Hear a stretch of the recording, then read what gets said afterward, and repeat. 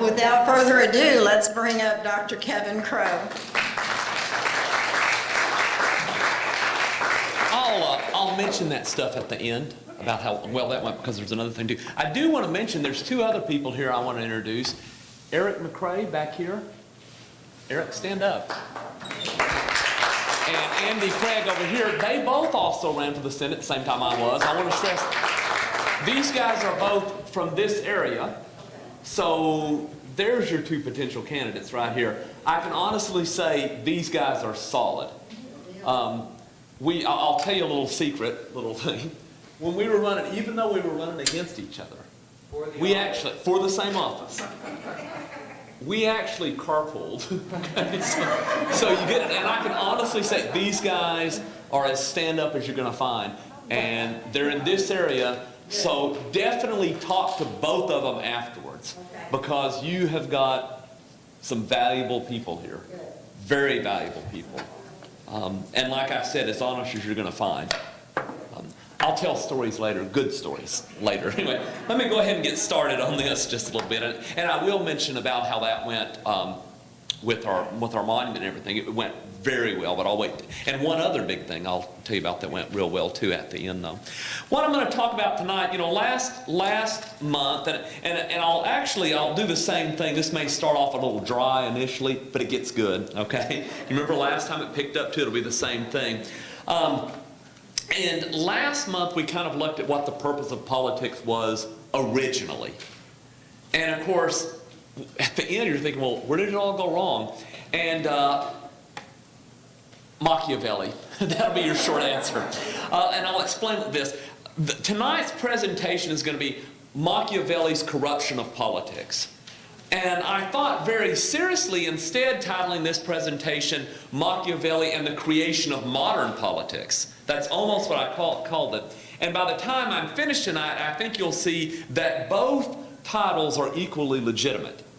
And while the title Machiavelli and the Creation of Modern Politics is much more a catchy title, and just as accurate of one, I think that you'll see by the end of the night that Machiavelli's Corruption of Politics is a much more straightforward title.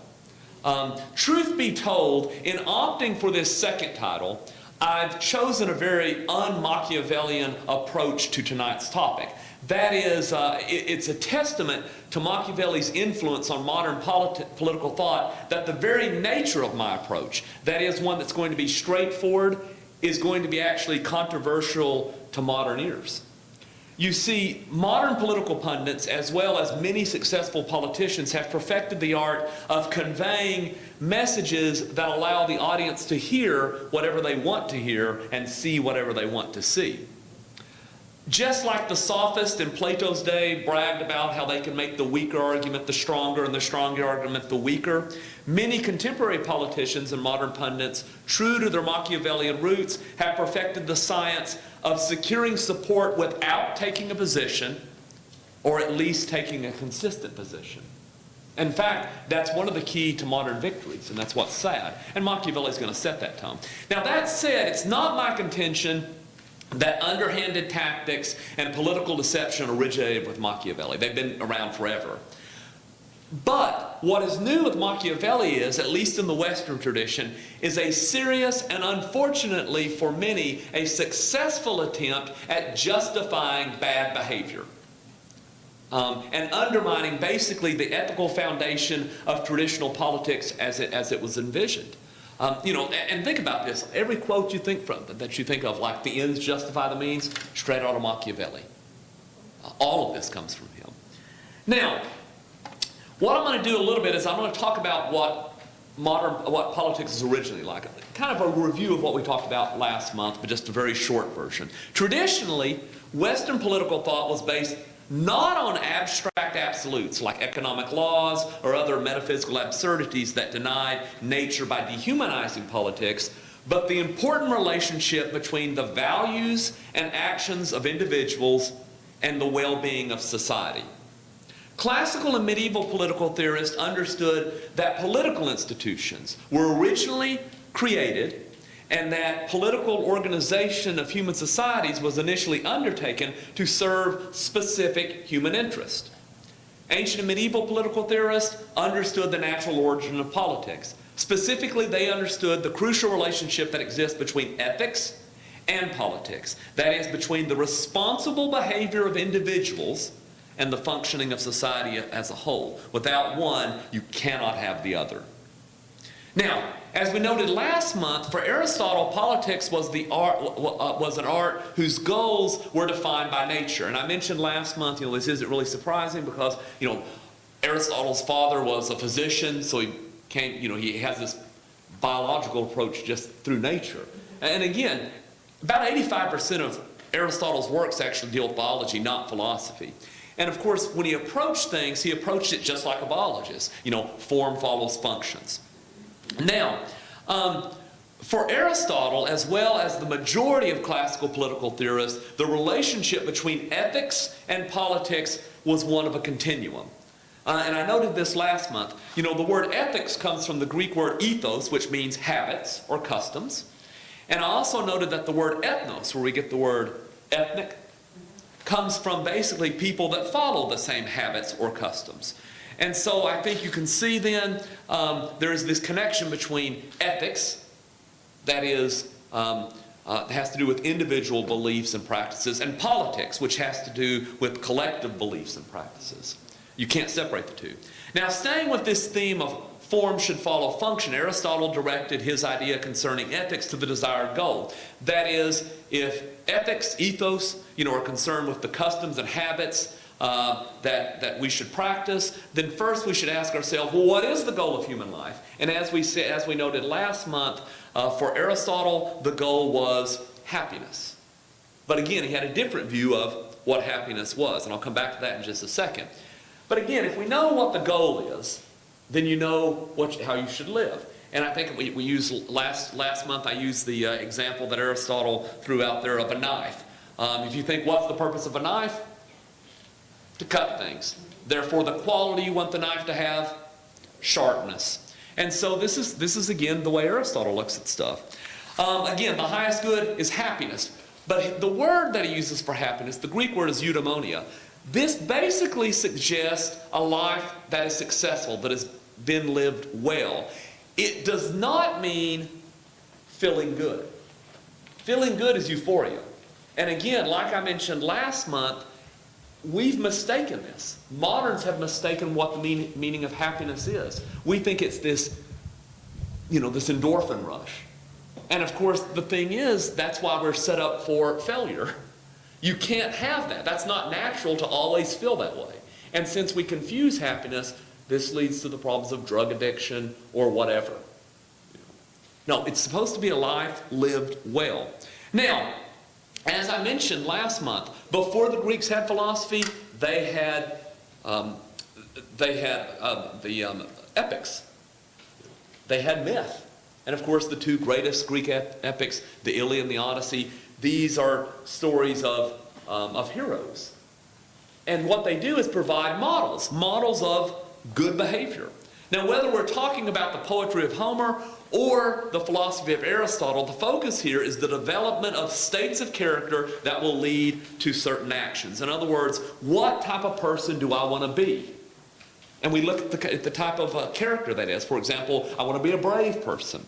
Well, these states of character are what are known as virtues. And as we noted last month, Aristotle says that virtues are not natural to us, but they're not contrary to our nature. He said they're more like a second nature. That is, they are formed by habits, habituation. Thus, if one wants to acquire the virtue of courage, the only way you get it is to, do courageous things. I mean, you just have to do it. If you want the virtue of hard work, you work hard. You just practice at it. That's what you do. Now, this brings us to another important factor that contemporary politicians often avoid, and that is culture. Culture, the word comes from the Latin cultus, which means a tilling or a tending, to cultivate. Think of agriculture, caring for plants. Well, for us, it's culturing it's what we do with our civilization. What type of society do we want? And while earlier I implied that ethics dealt with the individual and politics dealt with the community at large, in truth, for Aristotle and for most ancient Greeks, you really couldn't separate the two. The individual and the community are extensions of one another. If the individuals falter, the society falters. Thus, for Aristotle and other ancient Greeks, human beings are by nature political. That is, it's in our nature to live in the context of a civilization or a culture, to basically support that culture, because that's what's going to basically influence our children. We let the culture slide, your children are in trouble. And again, in this sense, when we say the political, it has nothing to do with what we think about nowadays. As we discussed last month, the political, in a general sense, is an extension of the family, friendship, and all natural associations. That's all it is. Now, not surprisingly, given the fact that during the Middle Ages, Aristotle was simply referred to as the philosopher, Aristotle's ideas concerning politics and ethics were readily adopted by medieval political theorists. For example, in his Summa Theologica, Thomas Aquinas notes, quote, "Felicity and happiness are the ultimate end of human life. Hence, law must especially look to the ordering to happiness." Now, similarly, recognizes, as his classical forebears had, the inseparable relationship between ethics and politics, that is, the key connection between individual and collective belief and behavior, Thomas Aquinas notes this. He says, "Since every part is ordered to its whole, as the imperfect to the perfect, and one man is a part of the perfect community, it is necessary that law properly looks to the order, to the common happiness." Now, this is important because if you think about it, think how we've reversed this nowadays. We think that law should promote what's best for each individual person. Now, that's in our hands. And hence, we have a society where we're supposed to guarantee happiness. We have the right to pursue happiness. We don't have the right to happiness. Think about this for a second.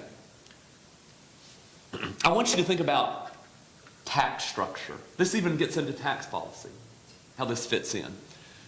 It's the idea to make us happy. So I thought about this earlier. I want you to think about the controversy surrounding same-sex marriage. They're saying, well, we should have the same rights as everyone else. Remember, law looks after the general welfare, not the specific happiness. It is in the general welfare, the welfare of society, to have children. If you don't believe that, wait till it gets time for you to collect your Social Security tax and see what happens if there's no children, okay? So the point is, it's in the general welfare to propagate, to have children. Hence, tax benefits that promote children is one thing, because that's for the general welfare. A tax break for a same-sex couple, that doesn't promote the general welfare. That promotes individual happiness. Again, you have a right to happiness, but it's not the place of government to ensure that. Because if that's true, I could say, well, you know what make me happy? Never being married maybe and just having a pet dog. Therefore, I should have tax breaks for dog food. Think about it. So again, the general happiness is what's key here. Now, since promoting and conserving the common good was the primary concern of both classical and medieval political theorists, it should come as no surprise then that these men would distinguish types of government based on whether they serve the common good. And you'll remember last month I talked about how they came up with 6 general types of government. And the governments were based on 2 criteria. One is who rules, but more importantly, in whose interest do they rule? So you had monarchy, which is one person, but you also had tyranny, which is also one person. The difference was, for the monarch, what's the interest? What's going to be best for society? What's the tyrant's interest? What's best for me? You had an aristocracy, which is a few people, but the notion is what's best for society. Or you could have a plutocracy or an oligarchy, which is a few, but they're interested in what's best for them. And then you had a polity, which was many people, but again, what's best for society? Is this going to function? Or you could have a democracy. Now, for the Greeks, that was a negative term. What we think of as democracy, it's really a polity. For theirs, a democracy was many people having power, but their concern was what was best for each individual. Let me get what I can while I can. Don't worry about everything else. And for the Greeks, that was the worst. A polity was what they preferred, which again, majority still, but they're thinking about, is this what's best? Now, for the great theorists of the classical antiquity and for the medieval world, statesmanship or political science is a form of wisdom. And this is what they said. It is a form of wisdom that enables the statesman to know how best to, among other things, help others conduct themselves well in society. In other words, produce good citizens, produce responsible individuals, produce responsible parents. In other words, people that could, could live up to their responsibilities. Now, let me ask you this. When was the last time you heard a national politician say, I want to help you learn how to conduct yourself well in society? How to control your appetites? It's nothing we never hear this. So the question is, when did all this change? And the answer is Machiavelli. Now, you'll recall how I kind of wrestled with this idea whether to call this Machiavelli's corruption of politics or Machiavelli's creation of modern politics. Now you're going to see how it's the same. He corrupts politics, but he basically creates what we think of as politics now. How does he do this? Well, think for a moment of the great winning political slogans. And I'll be honest here. I'll pick on both groups, even people I like. The great winning slogans. Bill Clinton's winning slogan, what is it? It's the economy, stupid. I'm not calling you stupid, that's what he said, okay? It was the economy, stupid. Ronald Reagan's, by the way, I was alive, I remember Reagan. What I liked about Reagan was the bear in the woods. That was the real thing. But again, that's not what people remember. What people remember is the other slogan, are you better off now than you were 4 years ago? Now what he meant by that was not, are you morally better? You got more stuff. These are the winning slogans. And so this is a slippery slope. You see, Machiavelli is the one great modern saint who rescued politics from medieval obsession with virtue. I say that with tongue in cheek, okay? He was the champion of realpolitik. He saw an Italy of his day that was invaded by foreign invaders, and he wished to unite all of Italy, and he thought he needed a strong man to do that, no matter how you get that strong man. In his eyes, promoting virtue wasn't going to get you anywhere. Now think of that how this sounds like modern politicians now. By the way, just as an aside, yeah, I'll go ahead and do an aside. On the way up here, I was listening to the radio, talk radio. And it doesn't matter whether it's left wing, right wing, or whatever, they missed the boat on this. They're talking about which candidates are leading. And then they came up with this in the general election, what will happen. And they've missed the boat here because they say, well, what people are looking for, it's all about the economy. And that's what everybody says, and about the jobs. But here's the thing. In general election, we're not talking about primary. In general election, who's taking the lead now?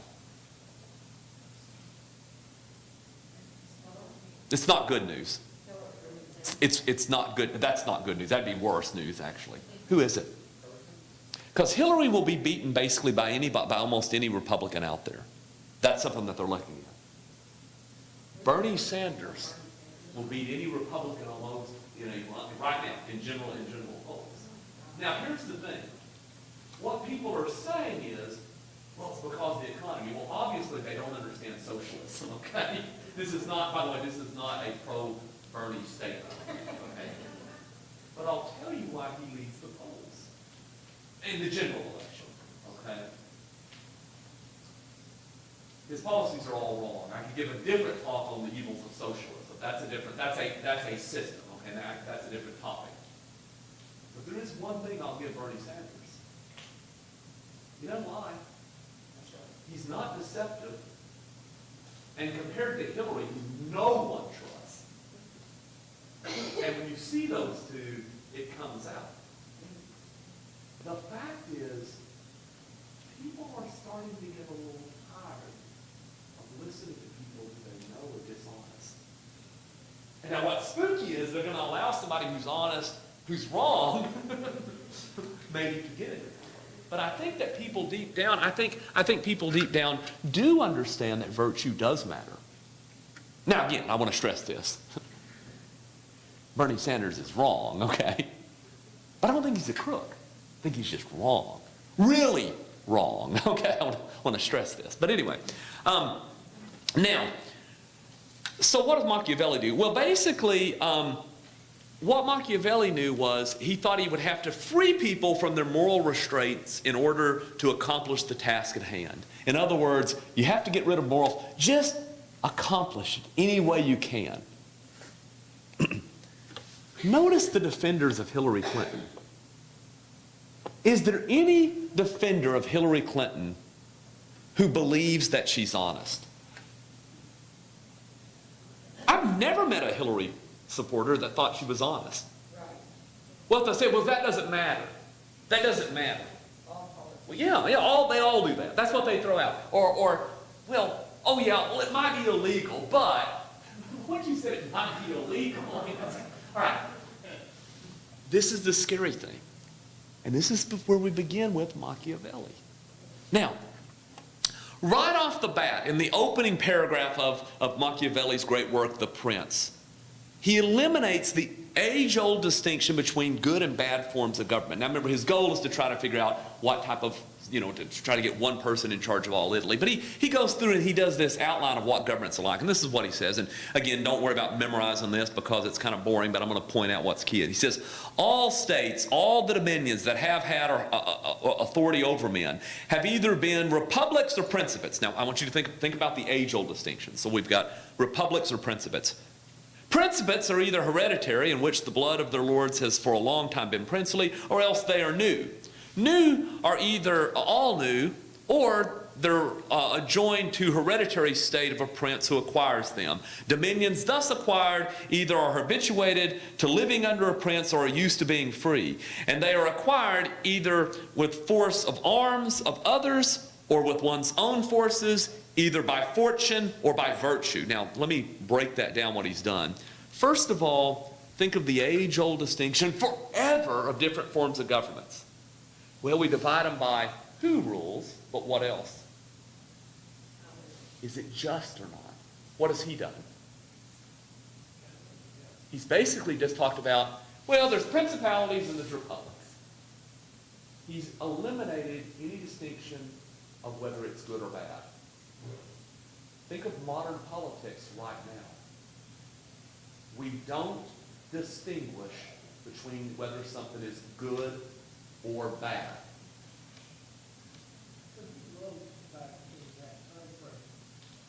Were there any republics left? Oh, there's tons of republics. Yeah, Italy's all mainly republics. His own. I mean, you look at the Italy he grows up in. You have you have the Republic of Florence. You have the Republic of Venice. You have a lot of if you look at the Holy Roman Empire, most of those independent cities are essentially republics. In fact, they function better than modern ones because they're smaller. I'll do something maybe next year coming back on the size of republics and how they function. But yeah, there were still republics. Yeah, well, there's still a lot of republics, independent cities, things of that nature. Huh? He's writing in the late 1400s, going on into the 1500s. So during the Renaissance. Huh? Oh yeah, you have that, which by the way is still the most stable. Yeah, but there's several. Hanseatic League, I mean, it's still little, these independent little cities and stuff are still republics. And the Netherlands, throughout the Low Countries, there's lots of republics. So yeah, there's a few. But the point is, the way he divides it is who's ruling. He doesn't talk about whether it's good or bad. So he's eliminated any distinction of whether something is good or bad. Knocked it out right off the bat. Think about how we look at governments now.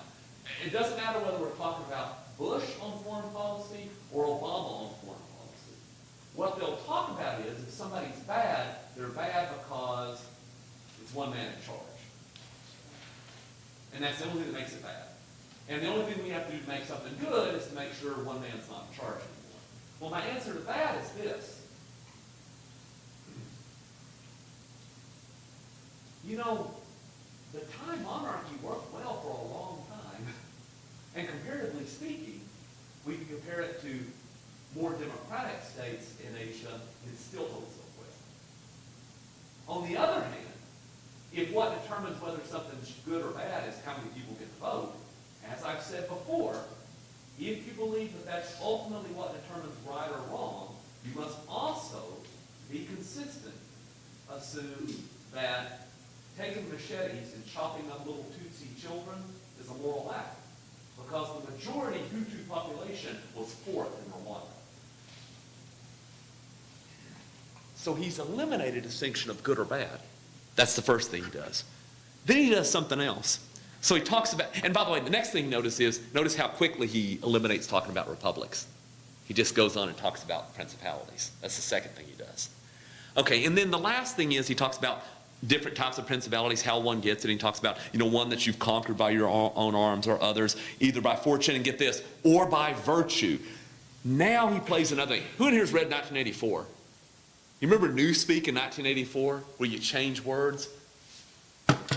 Originates of Machiavelli. Because he talks about, acquiring it with virtue. He's going to eliminate or change the meaning of the word virtue. Because virtue had a deep, profound meaning. Now what does he change the word to? Utility. A skill. Which is not what it meant. Again, if you change the words and the meaning of words, and you eliminate meanings of words, you can no longer talk about those things. People can no longer think them.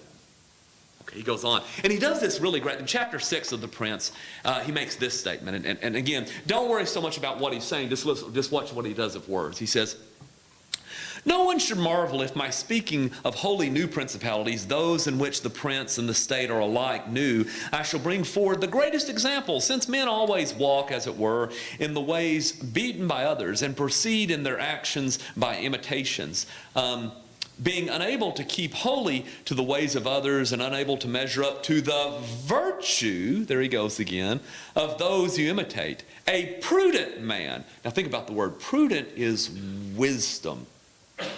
If you want to know what real wisdom is, you can think about in the Bible the books of wisdom. Wisdom has a specific meaning. Wisdom doesn't mean to be sneaky. He's changed the word prudent to craftiness. He's eliminated a word. Prudent men ought always enter into the ways beaten by others and imitate those who have been most excellent. Excellent used to have a meaning too. Excellence. Now he's changed that word excellent to just mean winning.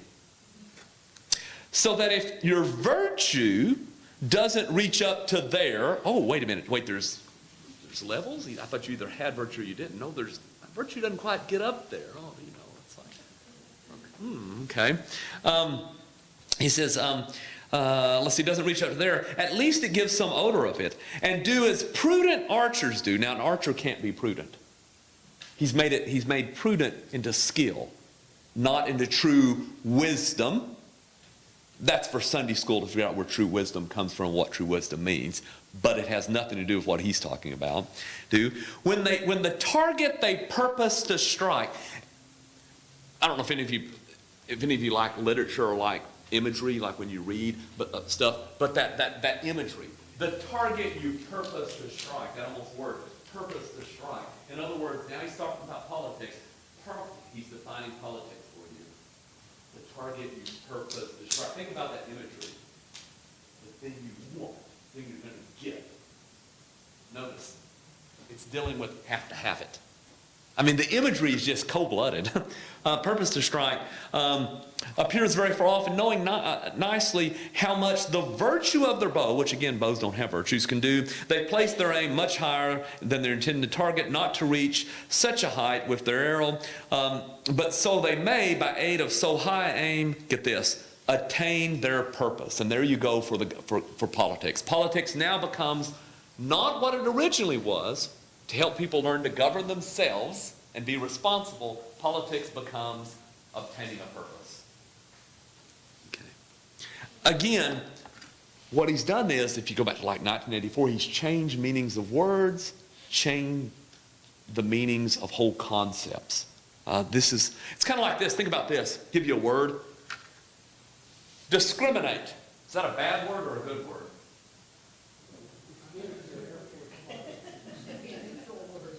It used to be a good word. What it used to mean is you distinguish between good and bad. What have we done? We changed the meaning of the word to be something bad. Discriminate now has a bad connotation. Watch very closely and listen very closely, particularly Hillary Clinton and other people like that, how they start changing meanings of different words. Watch closely. I pick this up because when I'll teach sometime, I'll start using certain words and students will look at me funny. Not that one, but other ones. And it's occurred to me how meanings have changed in 20 years. Okay, he goes on. Let's see. Huh? That's it. And when you get to where you can actually change the meanings of the verb to be, it's about as bad as it gets.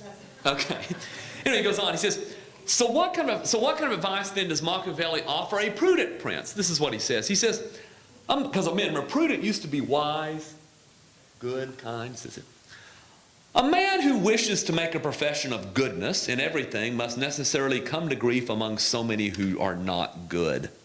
Therefore, it is necessary for a prince who wishes to maintain himself to learn how not to be good, and to use this knowledge and not use it accordingly to the necessity of the case. And then Machiavelli ends this same chapter with the following observation. He says, for if one considers well, it will be found that some things which seem virtues would, if followed, lead to one's ruin, and some others which appear vices result in one's greater security. The neocons used to say, well, it all came in with situational ethics and all that stuff came in with the 60s and the hippies. Long time before the hippies, okay? Or I guess that could have been, that's what I should have came up with the title. If ever this again, we'll call it Machiavelli, the original hippie, okay?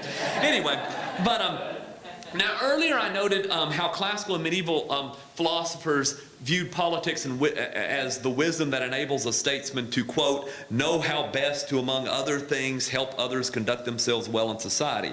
After all, if you remember last month when we talked about Aristotle, we talked about what distinguishes people from animals is logos. And logos has two meanings. You think about it, in the beginning was the word, the logos. And of course it means word, being able to speak, but it also means reason.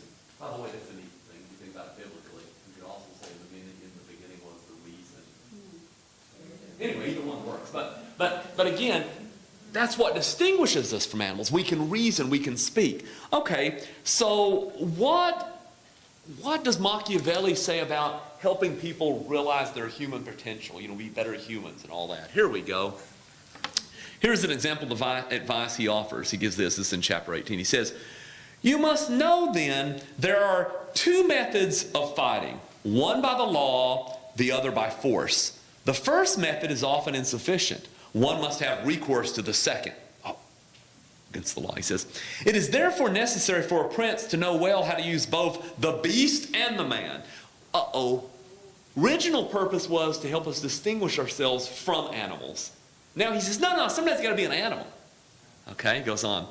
A prince must know how to use both natures, and that the one without the other is not durable. A prince, being thus obliged to know well how to act as a beast. Wait, now he's forgotten what? He just drops the man part. Now he's just going to make it a beast. He says, must imitate the fox and the lion. Okay. So now we're just beast, okay? The fox and the lion. He says, for the lion cannot protect himself from traps, and the fox cannot defend himself from wolves. By the way, if we were going to be beast, which one would we want to be? Lion. The lion. But he goes on. Notice how he gets gradually, it's the snowball effect. Okay, he goes on. He says, one must therefore be a fox to recognize the traps and the lions to fighting off the wolves. Those who wish only to be lions do not understand this. Therefore, a prudent ruler ought not to keep faith when by doing so it would be against his interest, and when the reasons which made him bind himself no longer exist. But it is necessary to disguise this character well, and to be a great feigner and dissembler. And men are so simple and so ready to obey present necessities, Hillary Clinton followers, that one who deceives will always find those who allow themselves to be deceived. Thus it is well to seem merciful, faithful, humane, sincere, religious, kind of like when you come up with some horrible decision that you're backing, that the Supreme Court did, and you kind of change the colors of the White House and all that, and then the next day you go and sing a gospel song. Sorry. Okay, anyway, I'm just saying theoretically. Okay, he says, yeah. But you must have the mind so disposed that when it is needful to be otherwise, right, you may be able to change to the opposite qualities. And it must be understood that a prince, and especially a new prince, cannot, or any politician, right? Okay, cannot observe all those things which are considered good in men, being often obliged in order to maintain the state to act against faith, against charity, against humanity, and against religion. And therefore he must have a mind disposed to adapt itself according to the wind and as the variations of fortune dictate. I think in the 90s they called this political strategy triangulation. Okay. Anyway, now, for classical and political and medieval political theorists, one of the main goals of a statesman, and especially a prince, was to help moderate the passions of people. In other words, help them control their appetites. And in this respect, the great medieval political theorist John of Salisbury said this. This is what John of Salisbury said. He says, "Wherefore, since all agree that virtue is more splendid than liberty, if indeed liberty can ever properly be severed from virtue, for all right-thinking men it is clear that true liberty issues from no other source. Wherefore, since all agree that virtue is the highest good in life, and that it alone can strike off the heavy and hateful yoke of slavery, it has been the opinion of philosophers that men should die, if need arose, for the sake of virtue, which is the only reason for living. Therefore," and get this, because this is where we get to what liberty and freedom really mean. And watch how we've reversed the meaning. This is going to be spooky. "Therefore, a man is free in proportion to the measure of his virtues, and the extent to which he is free determines what his virtues can accomplish, while, on the other hand, it is the vices alone which bring about slavery and subject a man to persons and things to unmeet obedience. And though slavery of the person may seem at times the more to be pitied, in reality slavery to the vices is ever far the more wretched. And so what is more lovely than liberty? And what more agreeable to a man who has reverence for virtue?" What is he saying here? It's this. Let's say right now, the Russians. I just pick on them who grew up in the 80s. Okay. But let's say the Russians came over and took us over right now and enslaved us right now and had us working out in the fields and all that. What's one thing we still have? We still have a little bit of freedom here. On the other hand, true slavery is slavery to vice. Whether it's liquor, whether it's porn, whether whatever it is. Because then you can't think of anything else. By the way, we can use stuff that has anybody ever been like in debt a little bit? And it does. It enslaves you. You're terrified. By the way, sometimes debt's necessary, okay? But what I mean is if it's a habit that's led to that, that's bad. In other words, that's what enslaves you. That's the real vice. And again, this is the difference between modern politics and what Machiavelli did.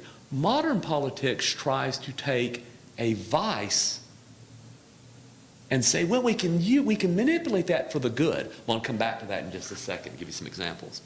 Now, thus for John of Salisbury, what does he say? He says, "The prince fights for the laws and the liberties of the people. The tyrant thinks nothing is done unless he brings the laws to naught and reduces the people to slavery." By the way, how do you reduce the people to slavery? How do you get slavery? What makes you a slave? Vice. How does one bring people to slavery? Hook them to vice. Hence, the prince is the kind of likeness of the divinity, and the tyrant, on the contrary, a likeness of the boldness of the adversary, even the wickedness of Lucifer. So in the pretext of, oh, we're going to let you free to do X, X, X, whatever. Have all the porn you want. Get rid of obscenity laws. That's just one example. We could do other things. I don't know. Legalize meth. Or legalize other stuff and then get it to that point. Because that makes you more free. You know who tells you that? The devil. Anyway, now, however, instead of warning against the dangers of how vice leads to tyranny, like Plato, Aristotle, Cicero, John of Salisbury, practically everybody else in the Western tradition had done for the preceding 2,000 years, Machiavelli provides a manual illustrating how one, in the name of championing personal liberty, which is in fact license, in the way that he does it, not the way we think of personal liberty, can actually enslave a people to vice and establish himself as a tyrant. Now, this is what John of Salisbury said concerning the nature of a tyrant as opposed to the true prince. He says, a tyrant, as the philosophers have described him, is one who oppresses the people by rulership based upon force, while he who rules in accordance with the laws is a prince. Law is the gift of God, the model of equity, a standard of justice, a likeness of the divine will, the guardian of well-being, a bond of union, a solidarity between peoples, a rule defining duties, a barrier against the vices and a destroyer thereof, a punishment of violence and of all wrongdoing. Uphold the law. That's the only job of an executive. Period.